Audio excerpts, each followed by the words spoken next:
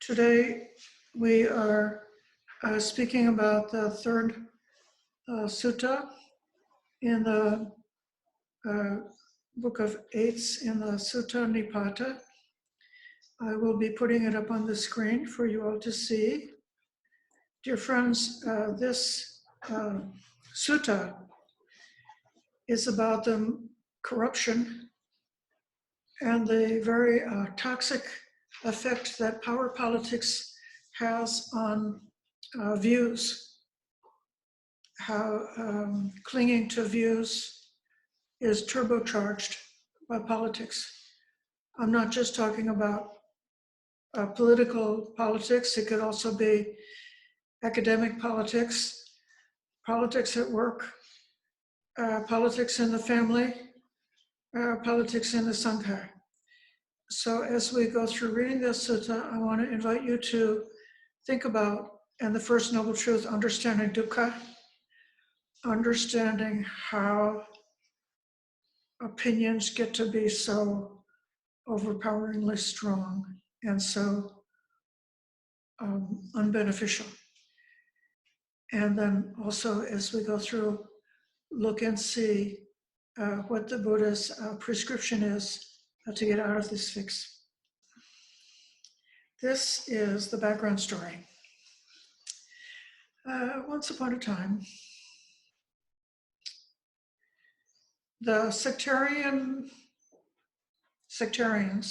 I guess probably Jains, were not able to endure the gain and honor that accrued to the Sangha of bhikkhus led by the Buddha. So they enticed a female wanderer named Sundari, who was a very beautiful white-robed wanderer, to conspire to ruin the reputation of the Buddha. So this will be what we call a dirty trick. Very normal in politics, right? Having bathed, put on clean clothes, and adorned herself with garlands, perfume, and lotions, when the residents of Savatthi, who had been to Jetha's Grove listening to the Dhamma of the Blessed One, and then late in the afternoon, they would be departing, and then Sundari would come going towards the Jetha's Grove. People ask her where she's going, and she says, I am going to pleasure the ascetic Gautama and his disciples. Then she would linger around the gatehouse at the entrance to Jetha's Grove and enter the city when the gate was closed. Then in the morning, she would again go to Jetha's Grove and walk around as if seeking flowers near the fragrant cottage where the Buddha was living. And when people came to offer the alms to the Buddha, they would say, why have you come? And she would say something at random. After a month had passed in this way, the sectarians killed Sundari, buried her in a pit, and in the morning raised an uproar saying, we have not seen Sundari. They reported the matter to the king and got his permission to enter Jetha's Grove, wander around. They exhumed her body, put her on a stretcher, brought it to the city where they made a complaint. This story is here in Sutta Nipata. It's also in the Udana. So they put it about that the Buddha and his Sangha were corrupted in that way. As night was coming to an end, the Blessed One surveyed the world with his Buddha eye, and he knew, today the sectarians will defame us. I should not let the multitude believe them, set their minds against us, and thereby head to rebirth in the realm of misery. Therefore, he shut the door to his kuti and stayed inside. In other words, if he had gone out for alms or gone out to teach, and if the people had insulted him, this would be a very bad karma for them. So he withdrew into seclusion out of compassion so that they would not have the opportunity to do that bad deed. He didn't go into the city for alms. When the bhikkhus saw the door was closed, they entered the city, same as usual. The people saw the bhikkhus, insulted them in various ways. The Venerable Ananda reported this to the Blessed One, and he said, Bhante, we have been defamed by the sectarians. We cannot live here. Jambudvipa is large, so let's go elsewhere. And the Buddha replied, but if we are also defamed there, Ananda, where will you go? To still another city, Blessed One. Then the Blessed One said, wait, Ananda, the commotion will persist for only 7 days. After 7 days have passed, those who have defamed us will regain their senses. And then he gave this verse. Now I shall share the screen so you could see the verse that he gave. Some speak with hostile minds, while some speak with minds bent on truth.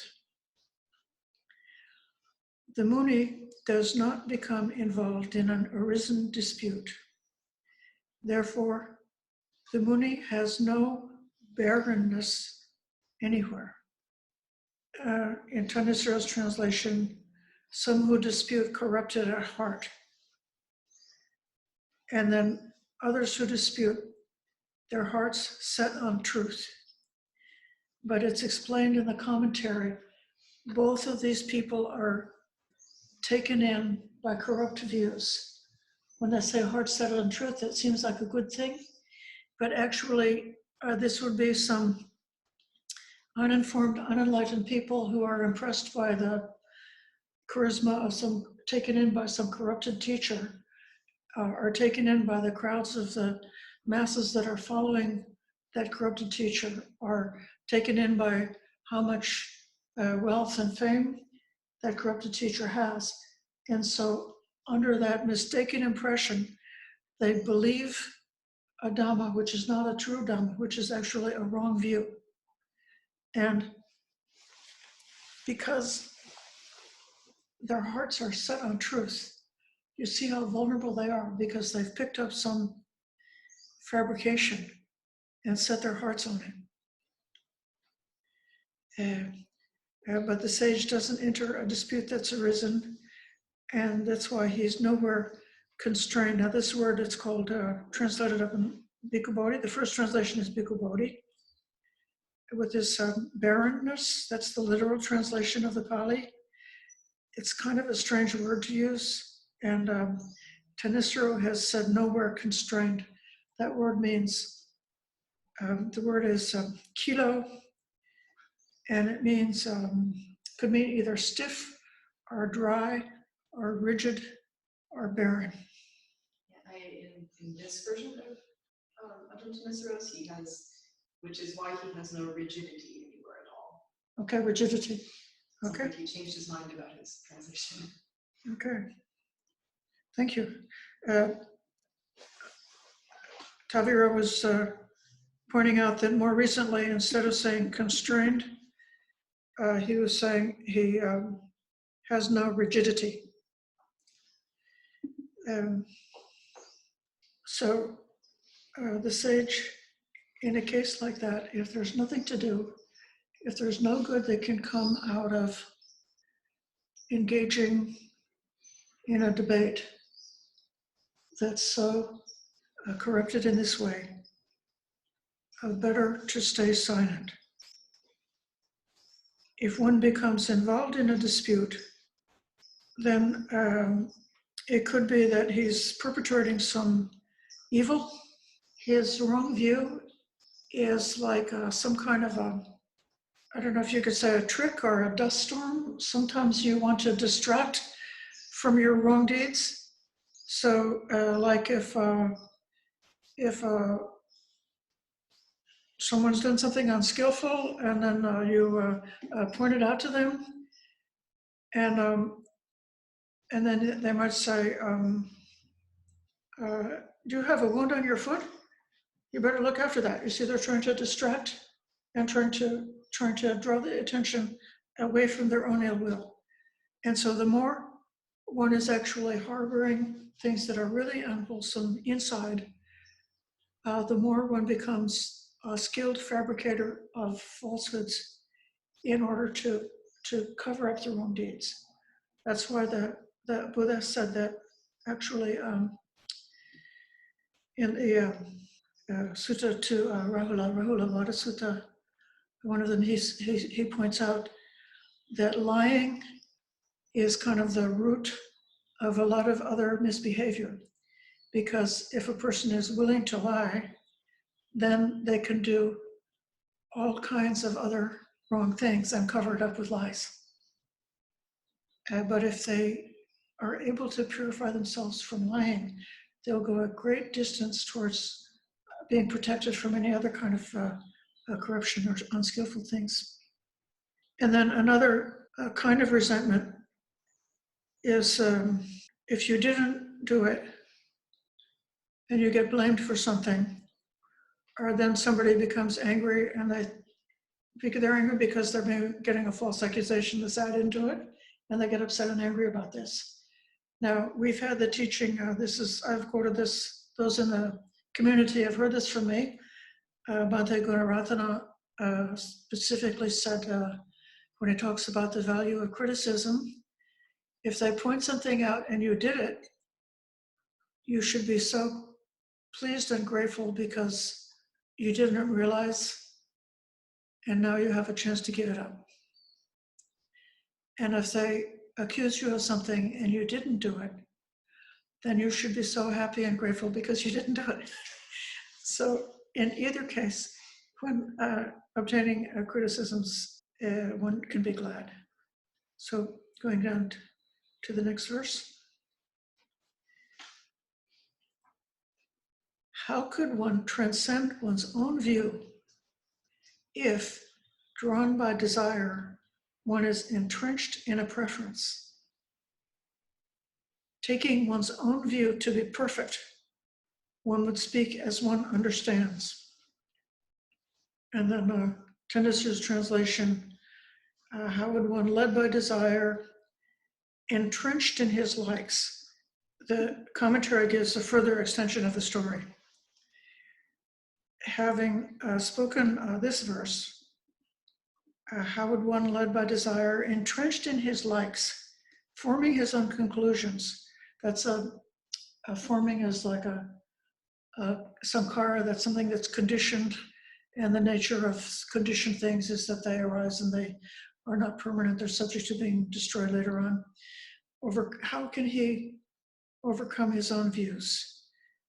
The Buddha, after the bhikkhus got scolded and disparaged, the Buddha spoke to Ananda again and said, Ananda, when the bhikkhus were scolded like that, what did they say? Nothing, Blessed One. And the Buddha said, Ananda, that's right. Under all circumstances, simply thinking I am virtuous in the world. When the wise man is in the midst of fools, they do not know him if he does not speak. And then he gives them another reply, which is quoting from another part of the Sutta Nipata. He said, the speaker of slander goes to hell.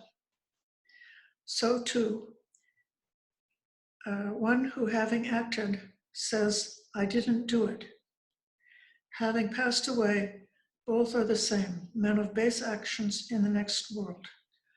So one who slanders another, accuses another of doing what they didn't do, and one who is a hypocrite, lying about their own actions, saying, I didn't do the thing that I did do. Both of these are equally dangerous, toxic, and fatal. And so the monks, next time they went out, they recited this verse, and then wise people became silent. The bhikkhu also sent his men around as spies, and they heard, I guess the sectarians had hired some thugs to do the murder, and they heard the thugs discussing it. And so the king found out the truth of what really happened. So they were caught and they were detained And then people saw the sectarians, and they struck them with clods of earth and scattered dirt over them, saying they defamed the Blessed One. Having seen this, the elder Ananda informed the Blessed One, and the Blessed One gave this verse. How could one transcend one's own view if drawn by desire? One is entrenched in a preference. Taking one's own view to be perfect, one would speak as one understands. So, in a strange kind of way, the Buddha is speaking with some sympathy towards those other sectarians, seeing how their really vile speech is coming from their wrong understanding. So they've got themselves into a trap and don't know how to get out of it. The next verse. When a person, without being asked, proclaims to others his own good behavior and observances, the skilled say he is one of ignoble nature, since on his own accord he proclaims himself. And now the good behavior is the sila, or the morality, and the observances are the vows. The sila would refer to, for a monk, being restrained by the patimokkha, having good conduct, seeing the danger in a small fault, all the training rules, whatever precepts you've undertaken. And then examples of the vows that someone might undertake would be undertaking dwelling in the forest, wearing only rag robes, taking only one bowl of alms food each day, we're using only 3 robes, going on alms round without skipping houses. That means you don't go to the houses that have nice food or that are more generous. You just take the houses in order so that all the donors have a fair chance. The sitting factor, which is to go for a period of time without lying down, but staying in the sitting or standing posture. The sleeping anywhere factor, when you go to a monastery, Ayana just arrived in the monastery. If she undertook the sleeping anywhere practice, then the guest monk would say, you sleep there, and she would just accept it, whether or not it was the one she wanted. So these are austere practices. These are austere practices that are actually allowed by the Buddha. There are other austere practices that are not allowed by the Buddha, such as lying on a bed of coals, sitting out in the middle of winter without any clothing, sitting out in the heat of the summer without any clothing or shade, starving oneself, standing on one foot without moving for years while one gradually dies. All of these kind of practices are also called vows. But the point here is he's starting to develop the theme of conceit and how conceit feeds into these developing wrong views, which gets into power politics, gets into comparing, making oneself better than others. And this whole kind of like a toxic mess. Whoever boasts to others unasked about his practices and precepts is, say the skilled, ignoble by nature. One speaking of himself of his own accord. But when a peaceful bhikkhu, one inwardly quenched, does not boast of good behavior, saying, I am thus, the skilled to say he is one of noble nature, who has no swellings anywhere in the world. So this is inwardly quenched. Tenetsuru here translates as fully unbound in himself. This is nibbutta. He doesn't boast about his precept, that's how I am. He is noble by nature. He has no vanity in regard to the world.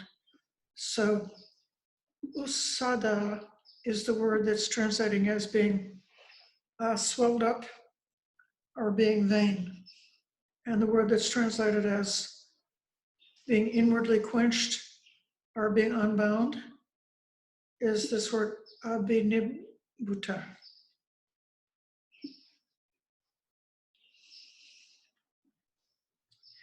I have always thought of the swelling, this is a word that appears quite a lot in the Sutta Nipata. I think of it as somebody who's, puffed up, somebody who has a big head. I have for a long time thought of usada as referring to conceit, but the commentary says there can be the swelling of lust, the swelling of hatred, swelling of delusion, the swelling of views, the swelling of conceit, the swelling of defilements, the swelling of kamma. One who does not have these as an arahant, one who's got their taints destroyed. So it's just interesting to reflect about the metaphor of,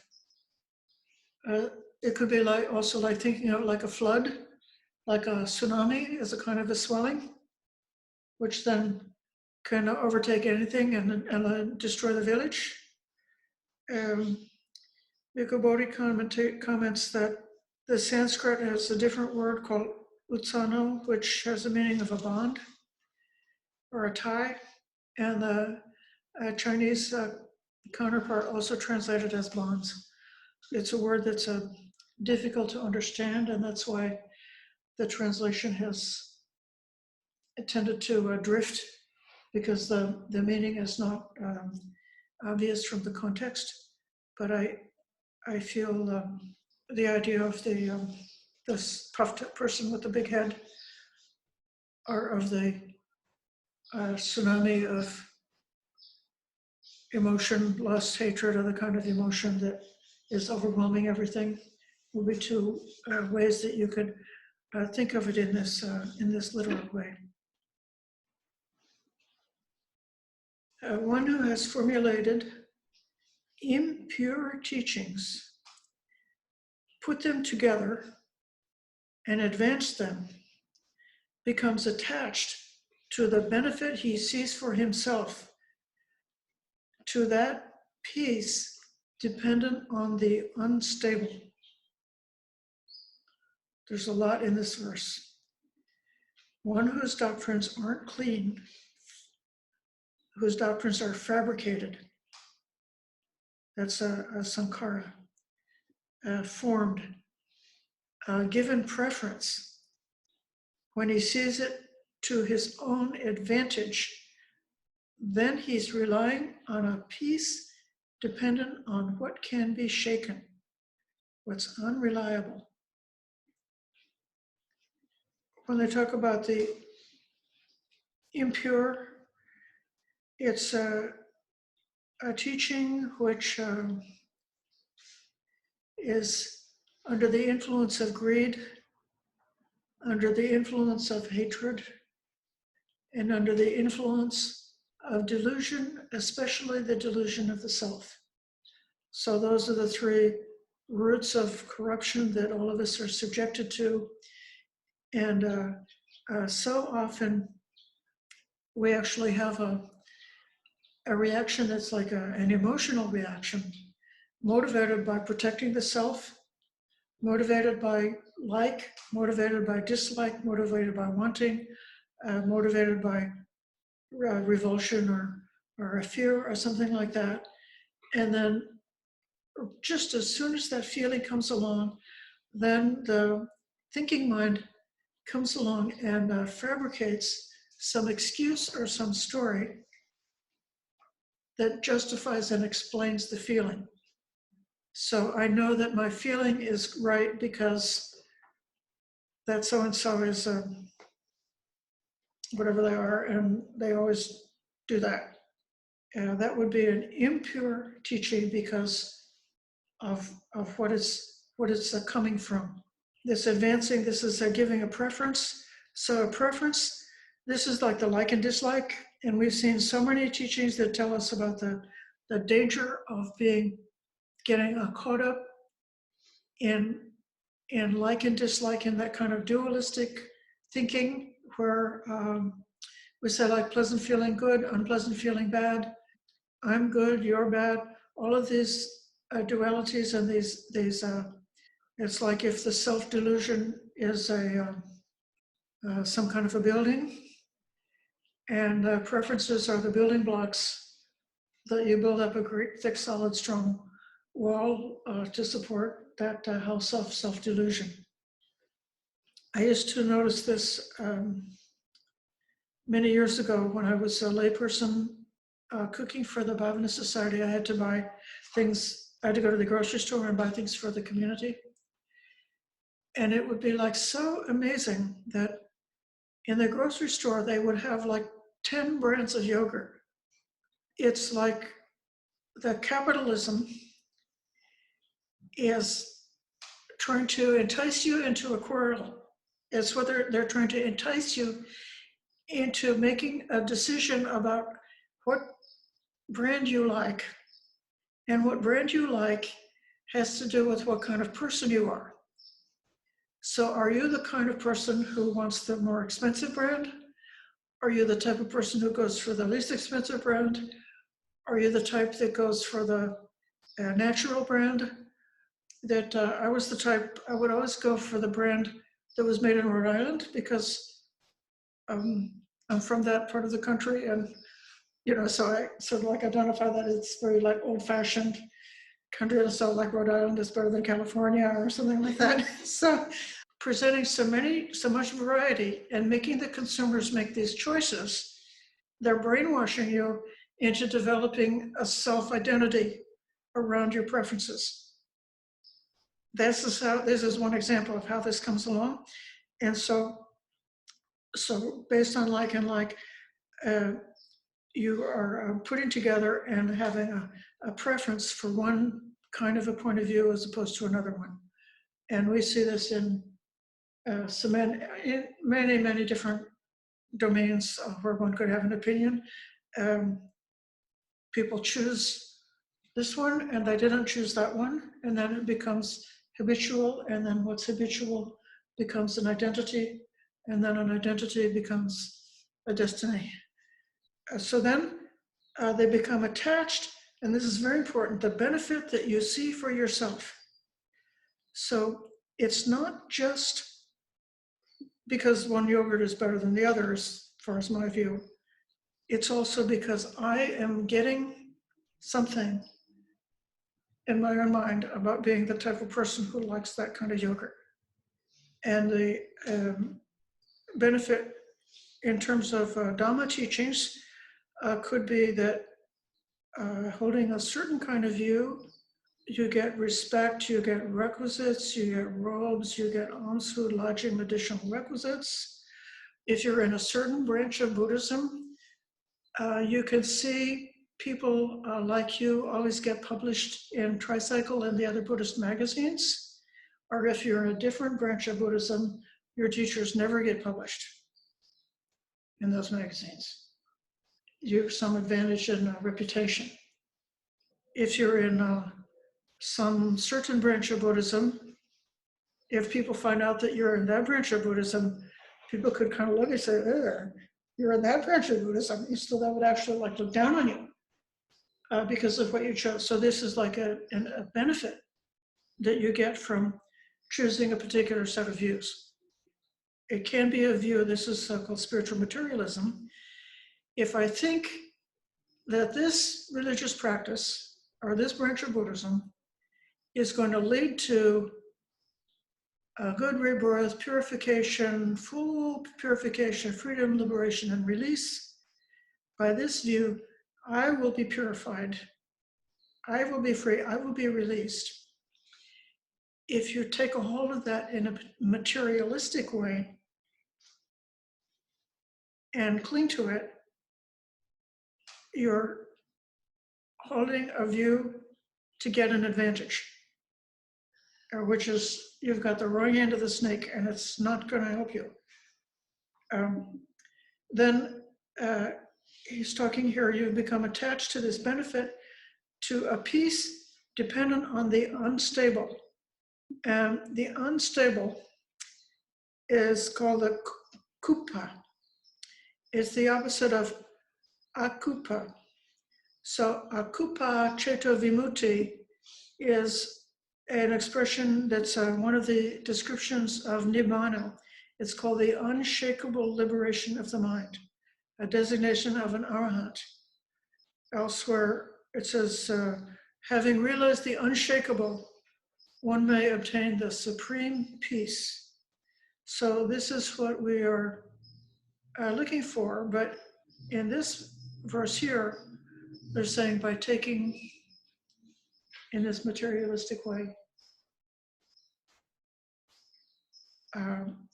you've taken an unstable liberation of the mind. You've become a gullible person who's gotten a hold of some wrong guru who's leading down the primrose path that you think is going to take you to liberation, but doesn't. And it's not even that you chose the wrong guru, like instead of choosing, the guru that everybody respects, you chose one that most people don't respect, but instead that you've taken it in this materialistic way, thinking about it as a source of a gain. So therefore, whatever you believe or think you believe, what you understand, you have to question yourself and see if there's any motivation underneath these beliefs that we've adopted. And is the motivation pure or is it not pure? Attachment to views are not easily overcome. Having decided among teachings, one tightly grasps a view. Therefore, among these bases of attachment, a person rejects and takes up various kinds of teaching. Tanistro translated, because entrenchment in views aren't easily overcome when considering what's grasped among doctrines. That's why a person embraces or rejects a doctrine in light of these very entrenchments. And he explains what he translates as entrenchments. It's a Pali word, nivesana, right here, nivesana, that has the meaning of an abode, a situation, a home, or an establishment. So then, in this case, you can see that the views just become a habit or a custom, and you just hold on to them because they're traditional. This is the other tremendous difficulty that religions have. Many religions are very traditional. They value things because that's what our elders taught us. That's what we find in our Bible or our sacred scripture. And if you wanted to say, well, times have changed and we should modify our belief, and what we found in the Bible is not relevant anymore because, different times there are different ways of understanding things. Many, like religious people, would not be able to change because they put so much value on holding what's traditional. And so I think this is pointing up that then when a view becomes a tradition and we become closed-minded about it, about our way of understanding it, it becomes comfortable. And thinking of it as being like a home, your abode or your situation. So because entrenchments in views are not easy to overcome when considering what's grasped among doctrines. One of the suttas gives us 42 different doctrines, and in the commentary they list all of these different doctrines and say, well, the sectarians, like, they didn't get the real answer because they just didn't figure it out. They didn't have a Sammasambuddha, so they don't know the answer. So they've got all of these different options, like a partial truth based on somebody has some insight, but they don't get the whole picture. And so you've got the whole, supermarket with many different flavors of Dhamma, just the same way you had many flavors of yogurt. And then you have to choose one. And then once they choose one, then you become attached to it. And if it's a religious thing more so than a practical thing, it can become even more difficult to let go of the clinging. One who is cleansed formulates no view anywhere in the world about various states of existence. Having abandoned hypocrisy and conceit, through what would the cleansed one go astray when he is uninvolved? Now we come to the answer to the puzzle. Now one who is cleansed has no preconceived view about states of becoming or not, anywhere in the world. Having abandoned conceit and illusion, by what means would he go? He isn't involved. There's a wonderful metaphor in the cleansing. The cleansing would be like your bodily, verbal, or mental misconduct are shaken off and cleansed. Are your bad volitions? Shake them off. You use right view to shake off wrong view. A right intention to shake off wrong intention. Use right speech to shake off wrong speech. So it just makes me think of like being in a very dry and dusty country, like ancient India or something like that. And then when your bedding or your rugs or your blankets have been used for a while, you take them out in the sun and you just give them a good solid shake. And the corruption is not actually like a deep stain. The corruption is just like a dust that's just sitting on the surface. And if you just give it a good shake, then it will fall off.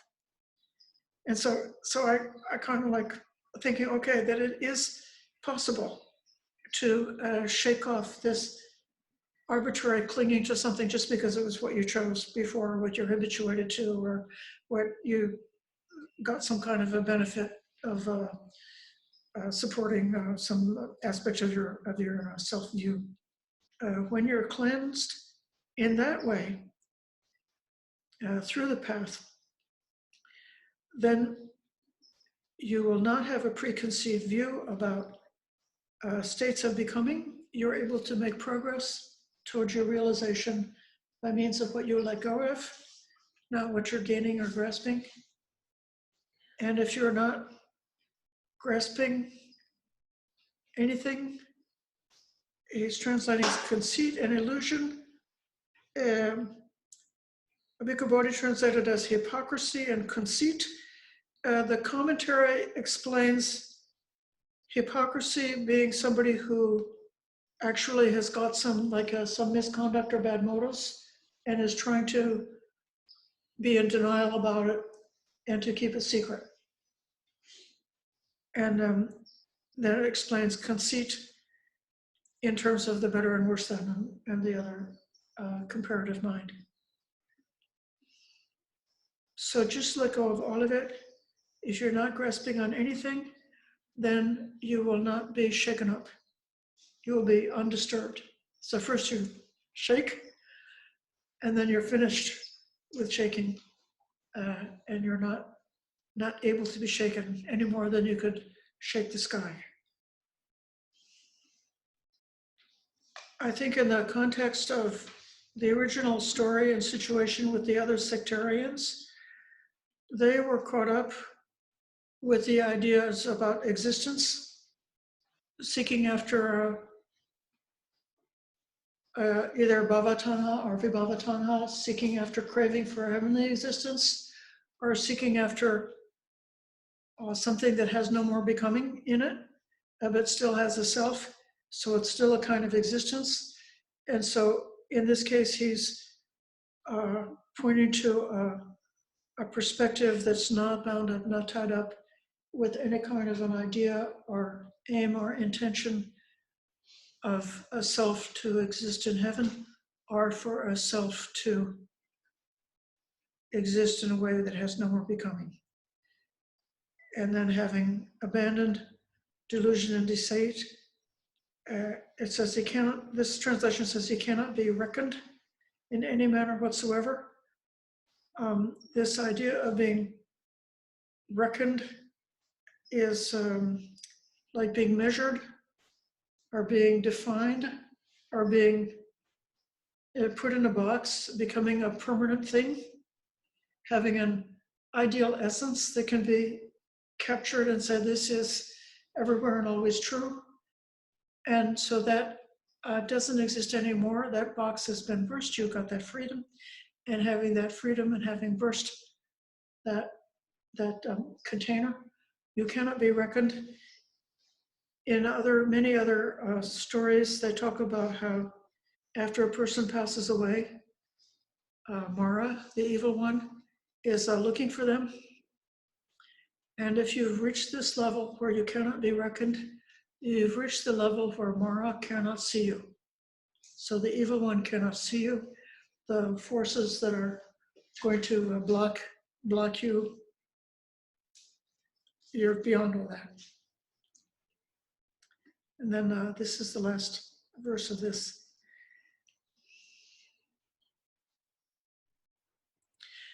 One involved is embroiled in disputes about teachings. But how and about what could one dispute with one who is uninvolved? Nothing is taken up or rejected by him. He has shaken off all views right here.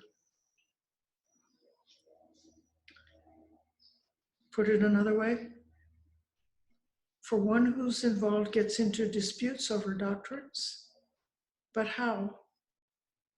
In connection with what?